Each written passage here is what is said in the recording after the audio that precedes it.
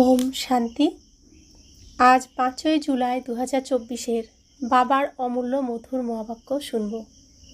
আজকের মুরলিতে বাবা বলেন, মিঠে মিঠে বাচ্চে, এই স্মরণেই ব্যাটারি চার্জ হবে, শক্তি পাবে, আত্মা শত প্রধান হবে। তাই এই স্মরণের যাত্রায় বিশেষ অ্যাটেনশন দাও। আজকের মুরলির প্রশ্ন, যে বাচ্চাদের ভালোবাসা একমাত্র বাবার প্রতিই আছে, তাদের নিদর্শন কি হবে? উত্তর, যদি একমাত্র বাবার প্রতিই ভালোবাসা থাকে, তাহলে বাবার দৃষ্টি তাকে সব দিক থেকে তৃপ্ত আর ভরপুর করে দেবে। 2, তারা সম্পূর্ণ নষ্ট মোহ হবে। 3, যার এই অসীম জগতের বাবার ভালোবাসা পছন্দ হয়ে যায়, তারা আর কারোর প্রেমে আটকে থাকতে পারবে না। 4, তার বুদ্ধি এই মিথ্যা জগতের মিথ্যা মানুষের থেকে ছিন্ন হয়ে যায়। বাবা এখন তোমাদের এমন ভালোবাসা দিচ্ছেন যা অবিনাশী হয়ে যায়। সত্য যুগেও তোমরা নিজেদের মধ্যে অত্যন্ত ভালোবাসার সাথে থাকো। ওম শান্তি। বাচ্চারা, অসীম জগতের বাবার ভালোবাসা এখন একবার মাত্রই তোমরা পাও। যে প্রেমকে ভক্তিতেও খুবই স্মরণ করা হয়, বাবা ব্যাস তোমার ভালোবাসাই চাই। যে সত্য ভালোবাসা আমরা আশা করি, কোথায় পাবো জানি না, তাই সামনে যে থাকে, যাকে একটু ভালো লাগে, তার কাছ থেকে পাওয়ার আশা করি। সেও আমার কাছ থেকে পাওয়ার আশা করে, আমিও তার কাছ থেকে পাওয়ার আশা করি। কিন্তু আমি নিজেও খালি, যার কাছে আশা করছি সেও খালি। সেই সত্য ভালোবাসা পরমপিতা পরমাত্মার কাছ থেকেই আমরা প্রাপ্ত করি। আজ যখন তিনি সামনে, তিনি ভালোবাসা দিচ্ছেন, তখন আমরা নিতে পারছি না, কিন্তু চেয়ে যাচ্ছি ভালোবাসা। তো তাকে আমরা বলছি, তুমি আমাদের মাতা পিতা, তুমি সব কিছু, তুমি বন্ধু, তুমি সখা, তুমি মাতা, তুমি পিতা, তমেব মাতা পিতা তমেব। এই একজনের কাছেই অর্ধেক কল্প ধরে তোমরা ভালোবাসা পাও। তোমার এই আত্মিক প্রেমের মহিমা অপার। বাচ্চারা, বাবাই তোমাদের শান্তিধামের মালিক বানান। এখন তোমরা দুঃখ ধামে রয়েছ। অশান্তি আর দুঃখে সবাই চিৎকার করে, কারোরই প্রভু মালিক নাথ নেই। ভক্তিমার্গে মানুষ স্মরণ করে, হে প্রভু, হে ভগবান, হে ঈশ্বর বলে ভক্তিমার্গে স্মরণ করেছিলাম আমরা। কিন্তু নিয়ম মতো ভক্তির সময়ও হলো অর্ধকল্প। এ কথা তো বাচ্চাদের বোঝানো হয়েছে। এমন নয় যে বাবা অন্তর্যামী, বাবার সকলের অন্তরকে জানার দরকার নেই। তারা হলো থট রিডার, তারা এই বিদ্যা শেখে। এখানে ওই রকম কোনো ব্যাপার নেই। বাবা আসেন, বাবা আর বাচ্চারাই এই সমগ্র পার্ট প্লে করে। বাবা জানেন যে এই সৃষ্টির চক্র কিভাবে ঘোরে, সেখানে বাচ্চারা কিভাবে তাদের পার্ট প্লে করে। এমন নয় যে তিনি প্রত্যেকেরই ভিতরের খবর জানেন। এ তো আগের রাতেও তোমাদের বোঝানো হয়েছিল যে প্রত্যেকের ভিতরে তো বিকারই রয়েছে। মানুষ অত্যন্ত ছি ছি হয়ে গেছে। বাবা এসেই তাদের সুন্দর সুন্দর ফুল বানান। বাচ্চারা, বাবার এই ভালোবাসা তোমরা একবারই পাও, যা অবিনাশী হয়ে যায়। বাবার এই ভালোবাসা আমরা এত পরিমাণে পাই যে কলিযুগের অন্তিমেও সেই ভালোবাসাই খুঁজে যাই। কিন্তু ঠিকানা হারিয়ে ফেলি। তো বাবার এই ভালোবাসা এমনই ভালোবাসা যা বিনাশ হয় না, আমি আত্মার মধ্যে, মনের মধ্যে থেকে যায়। তো সেই ভালোবাসার স্বাদ খুঁজে বেড়াই। তো বাবা বলছেন, ওখানে তোমরা একে অপরকে খুবই ভালোবাসো, এখন তোমরা মোহজিত হচ্ছ। সত্যযুগী রাজ্যকে মোহজিত রাজা রানী তথা প্রজার রাজ্য বলা হয়। ওখানে কেউই কখনো কান্নাকাটি করে না, সেখানে দুঃখের নামও থাকে না। বাচ্চারা, তোমরা জানো যে নিশ্চিতভাবেই এই ভারতে স্বাস্থ্য, সম্পদ এবং সুখ ছিল। এখন তা নেই, কারণ এখন রাবণ রাজ্য। এখানে সবাই দুঃখ ভোগ করে। তখন সবাই বাবাকে স্মরণ করে যে তুমি এসে সুখ শান্তি দাও, দয়া করো। অসীম জগতের বাবা হলেন দয়ালু, রাবণ হলো নির্দয়। সে দুঃখের রাস্তা তৈরি করে, সব মানুষই সেই দুঃখের পথে চলে। সব থেকে বড় দুঃখ দেয় কাম বিকার। তাই বাবা বলেন, মিষ্টি মিষ্টি বাচ্চারা, তোমরা এই কাম বিকারকে জয় করো, তাহলেই জগৎজিৎ হতে পারবে। এই লক্ষ্মীনারায়ণকে জগৎজিৎ বলা হবে, তাই না? তোমাদের সামনে এখন লক্ষ্য উপস্থিত। মানুষ মন্দিরে যায়, কিন্তু তাদের বায়োগ্রাফি কিছুই জানে না। যেমন পুতুল পূজা করে, মানুষ দেবীদের পূজা করে, খুব সুন্দর করে সাজিয়ে ভোগ নিবেদন করে, কিন্তু সেই দেবীরা তো কিছুই খায় না, ব্রাহ্মণরাই তো খায়। সৃষ্টি করে, পালন করে, তারপর বিনাশ করে দেয়। একেই বলা হয় অন্ধশ্রদ্ধা। তো যারা লৌকিকে ব্রাহ্মণ, তারা মূর্তির মধ্যে প্রাণ প্রতিষ্ঠা করে, তারপর 3-4 দিন ধরে পালনও করে, তারপরে তার মৃত্যু দেয়, বিনাশ ঘটিয়ে দেয়। তো তারা ভগবানের উপরে চলে যায়, প্রাণ দিয়ে দেয়, আবার তাকে মৃত্যুও দিয়ে দেয়। কাকে? তাও আবার দেবী দেবতাকে। একেই বলা হয় অন্ধশ্রদ্ধা। সত্যযুগে এইসব বিষয় হয় না, এইসব নিয়ম কানুন কলিযুগে হয়।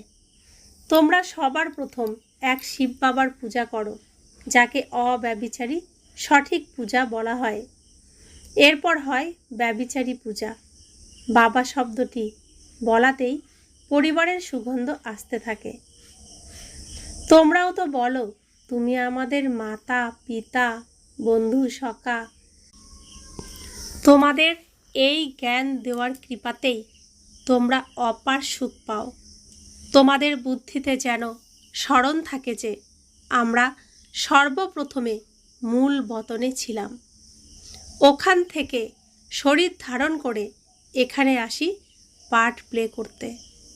আমাদের বাড়ি মূল বতন, শান্তিধাম, নির্বাণধাম, ব্রহ্মলোক, ব্রহ্মতত্ত্ব, পারলোক, পরমধাম। তো আমাদের বাড়ির অনেক নাম। সেখান থেকে আমরা এই পৃথিবীতে আসি, ড্রেস পরি এবং অভিনয় করি পৃথিবীর এই রঙ্গমঞ্চে। প্রথম দিকে আমরা দৈবী শরীর ধারণ করি, অর্থাৎ দেবতা বলা হয়। এরপর ক্ষত্রিয়, বৈশ্য এবং শূদ্র বর্ণে আসি এবং ভিন্ন ভিন্ন পার্ট প্লে করি। এইসব কথা তোমরা প্রথমে জানতে না, আমরা সত্যিই তো জানতাম না। কোথাও কোনো জায়গায় আমরা এই ধরনের কথা শুনতে পাইনি। এক পিতাই আমাদের শোনাচ্ছেন। বাচ্চারা, বাবা এখন এসে তোমাদের আদি, মধ্য এবং অন্তের জ্ঞান দিয়েছেন। তিনি নিজের সম্বন্ধে জ্ঞানও দিয়েছেন যে আমি এই শরীরে প্রবেশ করি। গীতাতে আছে, নিজ মায়া বলে নিজেকে সৃষ্টি করেন। তো তিনি সত্যি সত্যি নিজের মায়া বলে শ্রীকৃষ্ণের অন্তিম জন্মের অন্তিম শরীরে প্রবেশ করে তিনি এই পৃথিবীতে অভিনয় করেছেন। ইনি এনার 84 জন্মের কথা জানতেন না, অর্থাৎ শ্রীকৃষ্ণ নিজেই তার জন্মের কথা জানতেন না, যে তিনি কত জন্ম নিয়েছেন, কি কি অভিনয় তিনি করেছেন।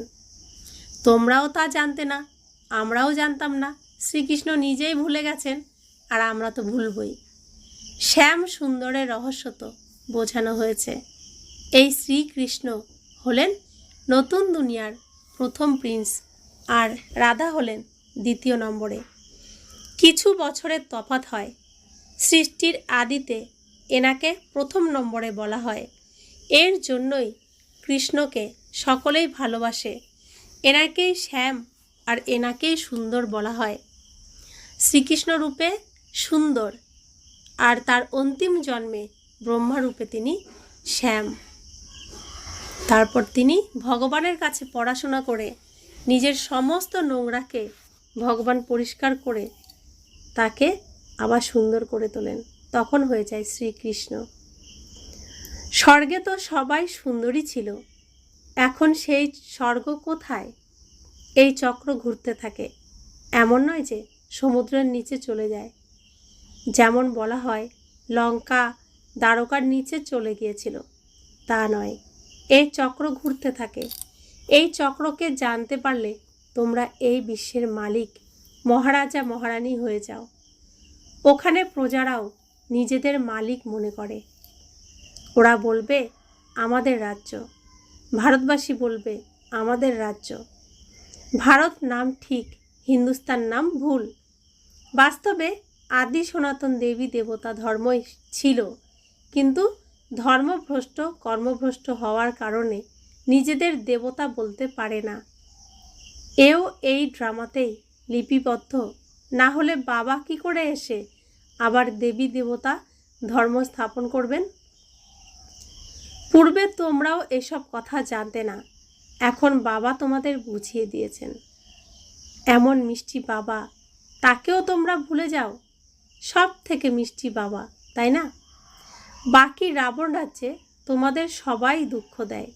এই জন্যই অসীম জগতের বাবাকে সবাই স্মরণ করে, তার স্মরণে প্রেমের অশ্রু ঝরায়। হে সাজন, কখন তুমি এসে সজনীদের সঙ্গে মিলিত হবে? কেননা তোমরা সবাই ভক্ত ছিলে। ভক্তের পতি হলেন ভগবান। ভগবান এসে ভক্তির ফল দেন, রাস্তা বলে দেন আর বোঝান। এ হলো 5000 বছরের খেলা। রচয়িতা আর রচনার আদি মধ্য আর অন্তকে কোনো মানুষই জানে না। আত্মাদের বাবা এবং আত্মারূপী বাচ্চারাই তা জানে, অন্য কোনো মানুষও জানে না, এমনকি দেবতারাও জানে না। এই আধ্যাত্মিক পিতাই জানেন। তিনি তার বাচ্চাদের বসে বোঝান। আর কোনো দেহধারীদের কাছেই রচয়িতা আর রচনার আদি মধ্য এবং অন্তের কোনো জ্ঞান থাকতে পারে না। এই জ্ঞান থাকেই আত্মাদের পিতার কাছে। তাকেই জ্ঞানেশ্বর বলা হয়। তোমাদের রাজেশ্বর বানানোর জন্য জ্ঞানেশ্বর জ্ঞান প্রদান করেন, তাই একে রাজযোগ বলা হয়। বাকি ওসব হলো হঠযোগ। হঠযোগীদের চিত্র অনেকই আছে। সন্ন্যাসীরা যখন আসে, তারা এসে পরে হঠযোগ শেখায়। যখন অনেক বৃদ্ধি হয়ে যায়, তখনই হঠযোগ ইত্যাদি শেখানো হয়। বাবা বুঝিয়েছেন যে আমি আসি এই সঙ্গম যুগে। আমি এসে রাজধানী স্থাপন করি। স্থাপনা তো এখানেই করবেন, নাকি সত্যযুগে? সত্যযুগ ইত্যাদিতে তো রাজত্ব থাকে। তাহলে অবশ্যই এই সঙ্গমেই তার স্থাপনা হয়। এখানে কলিযুগে সবাই হলো পূজারী। সত্যযুগে সব হলো পূজ্য। বাবা তাই পূজ্য বানানোর জন্যই আসেন। পূজারী বানায় রাবণ, এইসব তো জানা উচিত। এ হলো উঁচুর থেকেও উঁচু পড়াশোনা। এই শিক্ষককে কেউ জানে না। উনি সুপ্রিম বাবা, শিক্ষকও, আবার সদ্গুরুও। এ কথা কেউ জানে না। বাবা এসে নিজের সম্পূর্ণ পরিচয় দেন, নিজে বাচ্চাদের পাঠ পড়িয়ে সাথে করে নিয়ে যান। অসীম জগতের বাবার এই ভালোবাসা পেলে অন্য কোনো ভালোবাসা আর পছন্দ হয় না। এই সময় এ হলো মিথ্যাখণ্ড, মিথ্যা এই মায়া, মিথ্যা এই কায়া। ভারত এখন মিথ্যাখণ্ড, এরপর সত্যযুগে হবে সত্যখণ্ড। ভারতের বিনাশ কখনোই হয় না। এ হলো সব থেকে বড় তীর্থ, যেখানে অসীম জগতের বাবা বসে বাচ্চাদের এই সৃষ্টির আদি, মধ্য এবং অন্তের রহস্য বোঝান আর সকলের সদ্গতি করেন। তো ভাবুন, আমাদের কত শ্রেষ্ঠ ভাগ্য যে আমরা ভারতবর্ষে জন্মগ্রহণ করেছি। তার থেকেও শ্রেষ্ঠ ভাগ্য স্বয়ং ভগবানের কাছে আমরা, ভগবানের সামনে বসে আমরা পড়াশোনা করছি। আর বৈকুণ্ঠে আমরাই যাব, একমাত্র আমরাই যাব যারা ভগবানের কাছে পড়াশোনা শিখছি, ভগবানের দ্বারা স্থাপিত হচ্ছি। তো আমাদের মতো শ্রেষ্ঠ ভাগ্য আর কার আছে? তাহলে এটুকু কি খুশি থাকার জন্য যথেষ্ট নয়? তো বাবা বলছেন, এ হলো অনেক বড় তীর্থ, ভারতের মহিমা হলো অপার। তোমরা এও বুঝতে পারো যে ভারত হলো ওয়ান্ডার অফ ওয়ার্ল্ড।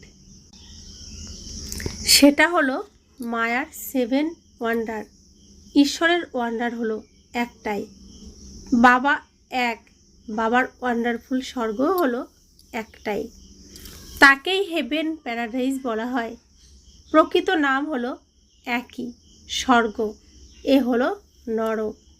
তোমরা ব্রাহ্মণরাই সম্পূর্ণ চক্র পরিক্রমা করো। আমরাই ব্রাহ্মণ, আমরাই সেই দেবতা, আমরাই সেই। উত্তরণের কলা আর অবতরণের কলা, উত্তরণের কলায় সকলেরই ভালো হয়। ভারতবাসীরাই চায় যে এই বিশ্বের শান্তিও থাকুক, আবার সুখও থাকুক।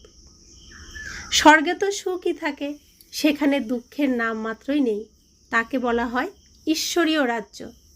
সত্যযুগে থাকে সূর্যবংশী, তারপর দ্বিতীয় ভাগে থাকে চন্দ্রবংশী। তোমরা হলে আস্তিক আর ওরা নাস্তিক, কারণ আমরা ভগবানকে জানি, ঈশ্বরকে জানি, চিনি, বিশ্বাস করি, তাই আমরা আস্তিক। আর ওরা ঈশ্বরকে মানে না, ভগবানকে মানে না, বিভিন্ন দেহধারীর পিছনে ছুটতে থাকে, তো তাই তাদের বলা হয় নাস্তিক। তোমরা প্রভুর হয়ে বাবার থেকে অবিনাশী উত্তরাধিকার নেওয়ার পুরুষার্থ করো। মায়ার সঙ্গে তোমাদের গুপ্ত লড়াই চলে। বাবা রাত্রির সময়ে আসেন, শিবরাত্রি হয়, তাই না? কিন্তু শিবের রাত্রির অর্থ কেউ বোঝে না। ব্রহ্মার রাত সম্পূর্ণ হয় এবং দিন শুরু হয়, ওরা বলে কৃষ্ণ ভগবানুবাজ, আর এ তো হলো শিব ভগবানুবাজ। এখন সঠিক কোনটা? কৃষ্ণ তো সম্পূর্ণ 84 জন্মগ্রহণ করে। বাবা বলেন যে আমি আসি সাধারণ বৃদ্ধের শরীরে। ইনিও নিজের জন্মকে জানতেন না। অনেক জন্মের অন্তে মানুষ যখন পতিত হয়ে যায়, তখন আমি এই পতিত সৃষ্টি, পতিত রাজ্যে আসি। পতিত দুনিয়াতে অনেক রাজ্য, আর পবিত্র দুনিয়াতে থাকে এক রাজ্য। এ তো হিসাব। ভক্তিমার্গে যখন মানুষ প্রগাঢ় ভক্তি করে, মাথা কাটতেও প্রবৃত্ত হয়, তখন তাদের মনোকামনা পূর্ণ হয়। বাকি তাতে কিছুই নেই, তাকে বলা হয় প্রগাঢ় ভক্তি। যখন থেকে রাবণ রাজ্য শুরু হয়, তখন থেকে মানুষ ভক্তির কর্মকাণ্ড পড়তে পড়তে নিচে নেমে আসে। বলা হয় ব্যাস ভগবান শাস্ত্র নির্মাণ করেছিলেন। তিনি বসে কি কি লিখেছিলেন? বাচ্চারা, তোমরা এখন ভক্তি এবং জ্ঞানের রহস্য বুঝেছ। সিঁড়ি আর ঝাড়ে এই সবই বোঝানো আছে। ওখানে 84 জন্মও দেখানো আছে। সবাই তো আর এই 84 জন্ম নেয় না। যারা শুরুতে আসবে তারাই সম্পূর্ণ 84 জন্ম গ্রহণ করে। এই জ্ঞান তোমরা এখনই পাও, এরপর তো সোর্স অফ ইনকাম হয়ে যায়। তারপর 21 জন্ম কোনো অপ্রাপ্ত বস্তু থাকে না, যা প্রাপ্ত করার জন্য পুরুষার্থ করতে হয়। একে বলা হয় বাবার একই স্বর্গ, ওয়ান্ডার অফ দ্য ওয়ার্ল্ড। নামই হলো প্যারাডাইজ। বাবা তোমাদের এর মালিক বানান। ওরা তো কেবল ওয়ান্ডার্স দেখায়, আর বাবা তোমাদের তার মালিক বানান। তাই বাবা এখন বলেন, আমাকে নিরন্তর স্মরণ করো। রন্ধ্রে রন্ধ্রে সুখ পাও, কলহ ক্লেশ সব দূর হোক, জীবন মুক্তি পথ পাও। পবিত্র হওয়ার জন্য স্মরণের যাত্রা খুবই জরুরি। মন মনা ভব হও, তাহলেই অন্তমতি তেমন গতি হয়ে যাবে।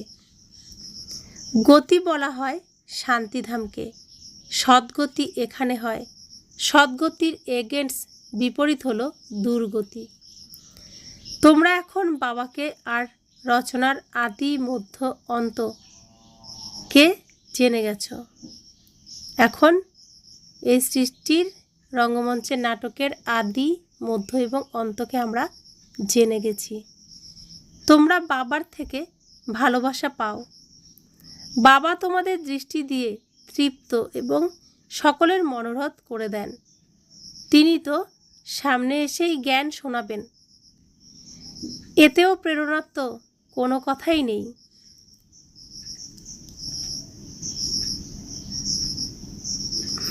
বাবা তোমাদের নির্দেশ দেন যে এমনভাবে স্মরণ করলে তোমরা শক্তি পাবে। ব্যাটারি যেমনভাবে চার্জ করা হয়, এ হলো মোটর, এর ব্যাটারি নষ্ট হয়ে গেছে। এখন সর্বশক্তিমান বাবার সঙ্গে বুদ্ধির যোগযুক্ত করলে তোমরা আবার তমপ্রধান থেকে শতপ্রধান হয়ে যাবে। তোমাদের ব্যাটারি চার্জ হয়ে যাবে। বাবাই সেই সকল ব্যাটারি চার্জ করেন। বাবাই হলেন সর্বশক্তিমান। এইসব মিষ্টি মিষ্টি কথা বাবা বসেই বুঝিয়ে বলেন। ওই ভক্তির শাস্ত্র তো তোমরা জন্ম জন্মান্তর ধরে পড়ে এসেছ। বাবা এখন সমস্ত ধর্মের মানুষদের জন্য একটা কথাই শোনান। তিনি বলেন, নিজেকে আত্মা মনে করে বাবাকে স্মরণ করো, তো তোমরা পাপ মুক্ত হবে। বাচ্চারা, এখন স্মরণ করা হলো তোমাদের কাজ। এতে ঝিমিয়ে যাওয়ার কোনো কথাই নেই। পতিত পাবন হলেন একমাত্র বাবাই। এরপর সবাই পবিত্র হয়ে ঘরে ফিরে যাবে। সকলের জন্য এ হলো জ্ঞান, এ হলো সহজ রাজযোগ এবং সহজ জ্ঞান। ভগবান এসেছেন, আমাদের পিতা এসেছেন, তিনি শিক্ষক হয়ে আমাদের পড়াচ্ছেন। তিনি তো সহজভাবেই সব বোঝাবেন তার সব বাচ্চাদের জন্য। তিনি তো নিজেই ভোলে বাবা, তার জ্ঞানও ভোলা ভালাই হবে, কঠিন কিছু নয়, সহজ।